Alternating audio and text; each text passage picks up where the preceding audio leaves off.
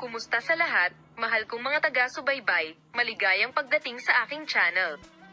Ngayon ay ibabahagi ko sa iyo ang isang magandang video. Bago lumipat sa aking video, huwag kalimutang mag-subscribe sa aking channel, i-like at ibahagi ang aking video.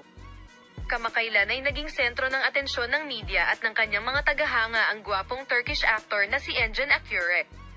Kamakailan ay hinarap ng sikat na aktor ang isang eskandalosong alok. Ngunit paano nakaapekto ang karanasang ito sa iyong karera? Narito ang mga detalye. Nakakainis na alok sa mahihirap na araw ni Engin Akyurek. Si Engin Akyurek ay kilala sa pagkamit ng maraming tagumpay sa kabuuan ng kanyang karera. Gayunpaman, kamakailan lamang ay naging mainit na usapan na nahaharap siya sa isang eskandaloso na alok na nagtangkang dungisan ng kanyang pangalan. Ang panukalang ito ay naglalaman ng serye ng mga paninirang puri na kumukwestiyon sa katangian at integridad ng perlas. Matapos ang insidenteng ito, minabuti ng aktor na manahimik at maghintay na sumunod ang publiko at media.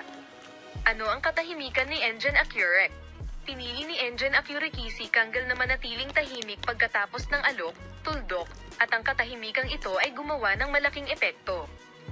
Sinabi niya na hindi niya haharapin ang mga ganitong akusasyon at hindi ito makakaapekto sa kanyang karera.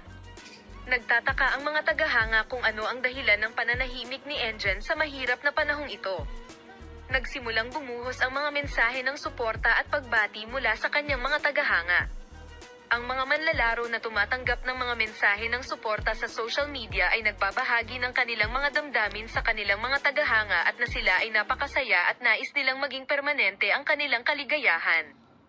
Ang suportang ito ay nakakatulong kay Engin Akyurek na makahanap ng moral at makalampas sa mahirap na panahong ito. Si Engin Akyurek ay nagsimulang tumuon sa mga bagong proyekto upang hindi matabyunan ng eskandaloso na alok. Ang aktor na si Engin Akyurek, na naglalayon para sa isang bagong serye, ay gumawa ng ilang mga interesanteng pahayag tungkol sa kanyang kapareha sa kanyang bagong proyekto.